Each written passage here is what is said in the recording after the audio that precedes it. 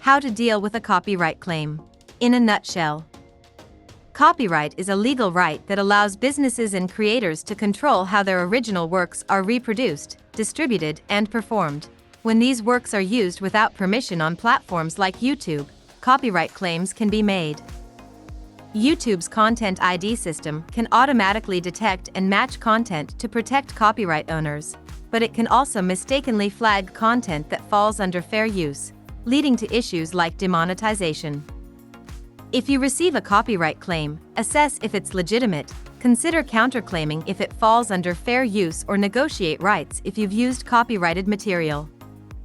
Getting a copyright claim or strike on your YouTube channel can be confusing and frustrating, especially if you don't have a firm understanding of why it happens or what you can do about it. It's important and responsible to avoid copyright claims. However, the journey to becoming a successful YouTuber will likely be riddled with copyright claims. We're here to help you understand what it is, why it happens, and what to do if it happens to you. Understanding copyright claims on YouTube. Copyright is a legal protection granted to the creators of original works. Copyrights are sometimes held by a single creator, by an agency, or by multiple people, i.e., writer, singer, and producer. Regardless, it gives the creators exclusive rights to reproduce, distribute, and publicly perform their creations. When a creator uploads a video to YouTube, they implicitly grant the platform a license to display and distribute the content. They still have the right to their work on YouTube. Manual copyright claims. When a copyright holder believes their work has been used without permission by another creator on YouTube, they can file a copyright claim manually. YouTube considers this a manual content ID claim. Copyright holders need to use the manual claiming tool to file a manual content ID claim. YouTube intends for the manual claiming tool to give copyright owners a way to manually claim videos not matched by Content ID. More on that later.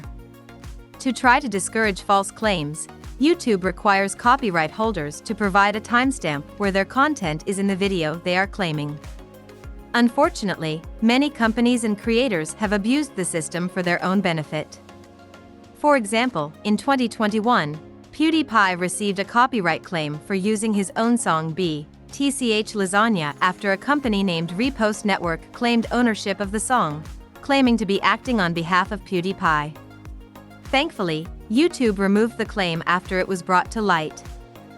What about Content ID claims? A Content ID claim is automatically generated when an uploaded video matches another video, or segment of a video, in YouTube's Content ID system.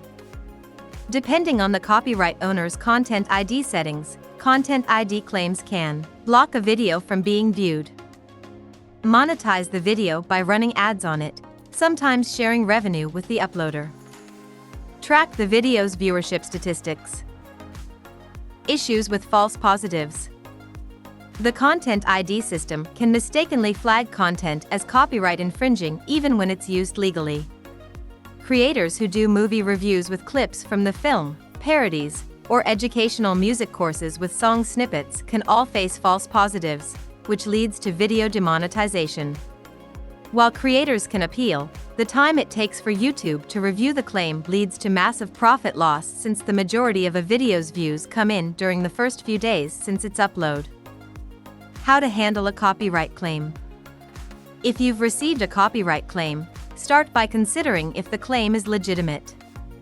Did you violate copyright, or do you think the claim is uncalled for? Your answer will determine what you do next.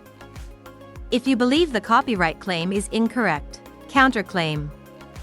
If your use of copyrighted material falls under fair use, or you have acquired the rights to use it and were flagged by YouTube's Content ID, you can file a counterclaim. This challenges the copyright holder's claim and, if successful, allows you to remonetize your video. If you did violate copyright, you can seek permission from the copyright holder. If you want to keep the copyrighted content in your video, you can try contacting the copyright holder and requesting permission to use the content. Sometimes, the Content ID system flags your content on its own without the copyright holder knowing. If they're fine with you using the content, then you can clear it up with YouTube. If the copyright holder manually claimed your video, that will be a bit trickier. They may be open to coming to a compromise with you on the sharing rights. You can try to find the true owner by checking these sites. Records from the U.S. Copyright Office. Copyright Clearance Center. The Watch, Writers, Artists, and their Copyright Holders Database. Copyright Advisory Office of Columbia University. Once you've identified the copyright owner, you can contact them to negotiate terms for licensing. Be prepared to discuss the exact content you wish to use, why, and for how long. Then, discuss the terms of payment or exchange that will benefit the copyright owner fairly. Once everything is decided, it's critical to get it in writing. Follow up with an email that specifically outlines your conversation and request a reply granting permission. If you receive any copyright claims during the timeframe of your license, this documentation is the proof you'll need. Ultimately, respect the copyright holder's decision. If they don't want you to use their content in your video, abide by it if it doesn't fall under fair use. It's important to understand that copyright protection exists to preserve the integrity of original works. This protection is a safeguard for intellectual property and preserving revenue streams. When content is used without permission, it may cause damages such as financial loss and a loss of control over the work. Take legal action. In extreme cases, where the copyright claim is erroneous or abusive, creators may need to consider legal action. However, this is a costly and time-consuming process that requires legal counsel and should be a last resort. Edit or remove the content. If only a portion of your video is being claimed, YouTube allows you to use its built-in video editor to remove the section in question. However, this approach can't work for everyone. For instance, if you're doing an educational analysis of Taylor Swift's song Lover, it would be hard to cut all instances of the song. Also, while YouTube's editor is helpful, it's quite limited. So, you may have to edit the video using your own video editing software and re-upload it. Keep claim in the face of a copyright claim. Copyright claims can be extremely stressful, but YouTubers, no matter how careful they are, often face them at some point. Keep calm and consider the next best course of action using the steps above.